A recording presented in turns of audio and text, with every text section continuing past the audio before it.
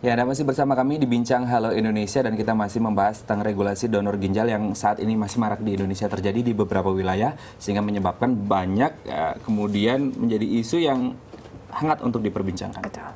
Oke, kita ke Dokter Tunggul terlebih dahulu. Dokter Tunggul, ini kalau kita lihat tadi sebelum break kita berbicara masalah ternyata banyak sekali jumlah atau peningkatan transplantasi ginjal. Yang menjadi pertanyaan adalah kenapa kemudian transplantasi ginjal ini menjadi sangat marak sementara mungkin ada jalur alternatif lain yaitu hemodialisis atau cuci darah. Apakah memang keefektifannya sebagai salah satu shortcut jalan pintas? Ya, jadi transplantasi itu sebenarnya adalah keberhasilan ilmu pengetahuan. Itu dari mitos menjadi suatu realitas. Karena dia bisa memberikan kualitas hidup yang baik, persis seperti orang normal. Jadi di unit yang baik sebenarnya dialisis itu adalah transisi. Kalau mungkin melakukan transplantasi. Kalau kita bicara angka, sebenarnya angka-angka kita sangat kecil, ya. Angka kita sejak dari tahun 77 masih kurang dari 800 orang dengan penduduk 250 juta. Itu sangat menyedihkan itu sebenarnya kalau dipresentasikan di kongres-kongres luar ya. Jadi sebenarnya memang itu adalah idealisme untuk melakukan transplantasi. Tapi memang kurangnya keinginan untuk menjadi donor dan barangkali juga pengetahuan yang masih terbatas. Orang sangat takut untuk menjadi donor. Betul. Dia bilang bahwa nanti saya sudah dikasih ginjalnya maka hidupnya tidak normal. Dia makan obat. Sebenarnya tidak. Itu kita periksa secara cermat, teliti dan bisa dipertanggungjawabkan. Dan apalagi kita sebenarnya kan kalau kita tidak bisa kasih uang kita sama saudara kita, masa kita nggak bisa kasih ginjal kita tanpa mengurangi kualitas hidup kita. Baik. Jadi sebenarnya itu yang harus diberikan sosialisasi. Kami juga ikut sebenarnya mensosialisasikan itu bahwa tidak dilakukan secara sembarangan. Itu melalui proses medis yang sangat teliti dan cermat. Oke, nah ini kalau tadi kan bahwa mendonorkan organ tubuh tidak semudah mendonorkan darah. Mungkin mindset masyarakat juga tadi dokter benar bilang bahwa nanti jadi sakit, malah saya yang jadi sakit. Nah ini sebenarnya untuk dari Kemenkes sendiri, bagaimana sosialisasinya atau bagaimana merangkul para calon pendonor untuk bisa ya ikut serta untuk bisa membantu orang lain? Ya, memang selama ini kan ada tim ya, tim transplant, hanya kami belum membentuk suatu komite. Ini sedang dalam proses. Jadi itulah di dalam kita bekerja sama dengan teman-teman organisasi profesi yang mensosialisasikan adalah dari biasanya organisasi profesi dengan kami ya. Kita selalu duduk bareng bagaimana sih untuk membuat masyarakat ini jadi tahu gitu ya. Dengan adanya kita juga begini kan mensosialisasikan juga, jadi supaya masyarakat tahu dengan adanya di media dan mungkin di majalah-majalah atau koran-koran di TV dan sebagainya bahwa betul-betul bahwa masih ada orang yang memerlukan untuk donor organ. Nah, donor organ itu sebetulnya tidak hanya ginjal saja, ya termasuk mata, kornea, kemudian hati dan sebagainya. Dan ini sangat dibutuhkan pada pasien-pasien yang sudah masa end stage gitu ya. Nah, mungkin dari profesi sendiri juga sudah berbuat banyak ya. Mungkin Dokter Tunggul juga bisa menjelaskan. Ya, sebenarnya di profesi sudah melakukan banyak sekali sosialisasi ini. Hanya kita sadari memang bahwa transplantasi ini sebenarnya lebih banyak aspek non-medik dibanding dengan medik. Aspek medik sebenarnya kita sudah bisa atasi, yaitu untuk mempersiapkan donor, obat-obatan anti-rejeksi sudah banyak sekali. Pengetahuan dari teman-teman kita, orang bedah yang sudah hanya 2 jam aja mereka bisa lakukan itu. Bahkan sekarang sudah dengan laparoskop, tidak dibuka lagi. Tidak dibuka, hanya dilobangi saja. Jadi memang kemajuan di dunia kedokteran sudah sangat memungkinkan untuk mencapai tingkat kesehatan dengan transplantasi ini. Kami juga punya asosiasi untuk mensosialisasikan itu.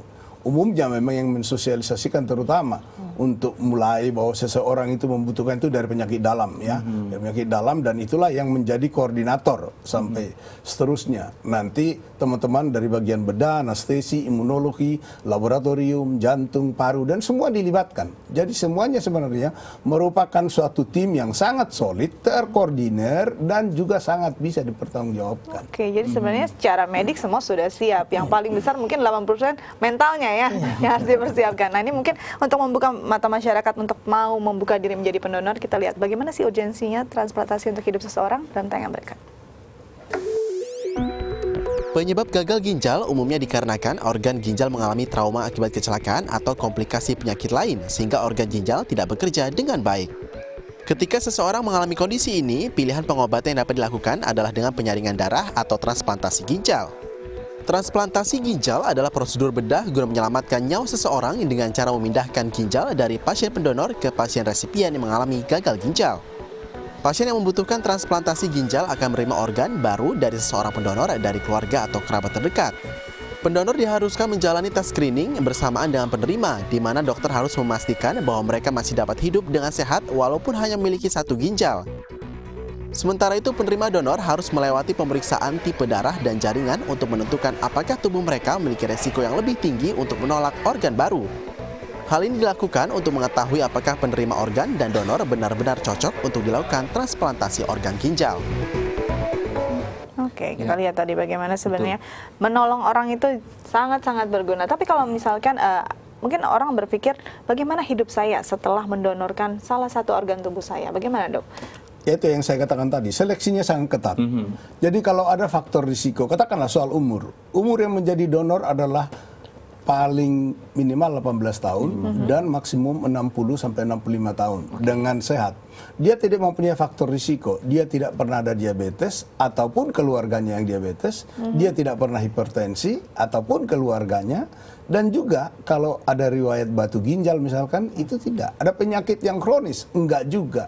Jadi itu yang kita teliti, dan fungsi ginjalnya harus di atas 80%. Itu semua diperiksa dengan teliti, dan selain itu barulah memang kita lakukan cross match ya, itu untuk menggabungkan dengan donornya dan resipien, dan itu harus cocok. Ya, walaupun sekarang ilmu pengetahuan telah memungkinkan untuk golongan darah yang tidak cocok tapi kompatibel, maka itu dimungkinkan. Tetapi sebenarnya itu jangka panjang, itu yang cocok golongan darah itu memberikan hasil yang lebih baik. Jadi seleksi ini melalui suatu tahapan yang sangat-sangat teliti, saya kira. Oke, kalau kita berbicara dari sisi pendonor, sesehat-sehatnya pendonor, apakah memang ada risiko jangka panjangnya, dok?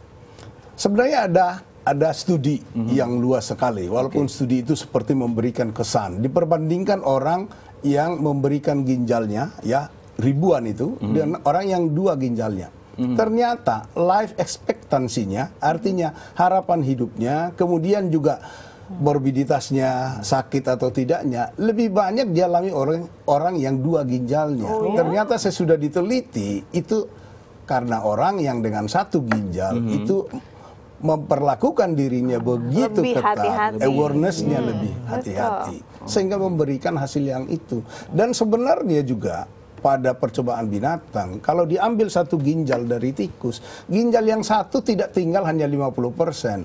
Dia akan membesar, dia akan mengalami kompensasi, jadi dia tidak hanya 50%. Mungkin itu akan disesuaikan 70 dengan atau 80%. kebutuhan. Iya.